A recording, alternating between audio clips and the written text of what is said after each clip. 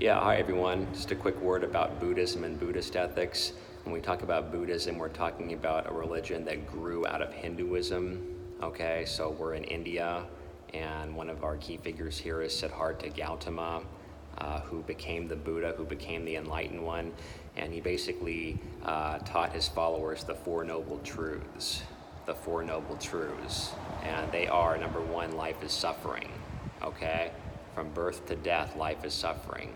Right? You come out of the womb kicking and screaming, you're learning to crawl and you bump your head on the table, all that is suffering. You go to kindergarten and get picked on for the first time, there's suffering.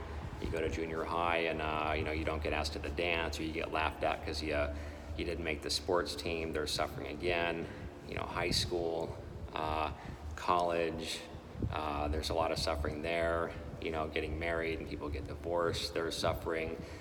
Children die, that's suffering, and then we get old and, oh my gosh, I don't look like I did when I was 18, there's suffering. Okay, so from birth to death, we suffer.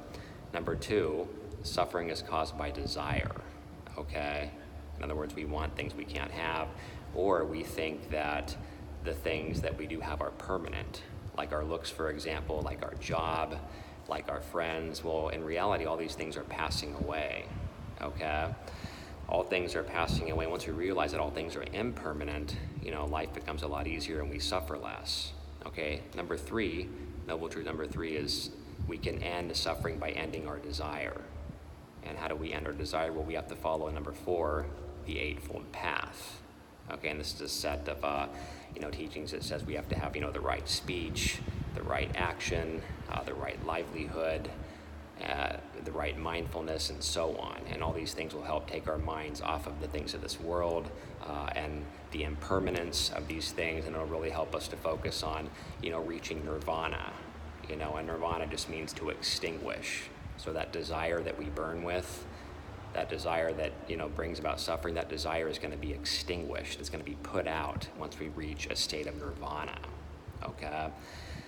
So, in Buddhism, the problem is going to be suffering, and the solution is going to be enlightenment or nirvana. And the Buddha helped his followers to follow that path from suffering to enlightenment to nirvana. Okay? So, a lot of important tips here in Buddhism and Buddhist ethics. Whether we're a nursing allied health major or any other major, these teachings are relevant to all of us, because all of us are going to suffer in one form or another. Okay, so that's just a brief 1-2 on Buddhism and Buddhist ethics, and I look forward to seeing you all once again in our cyber cafe. Have a great week.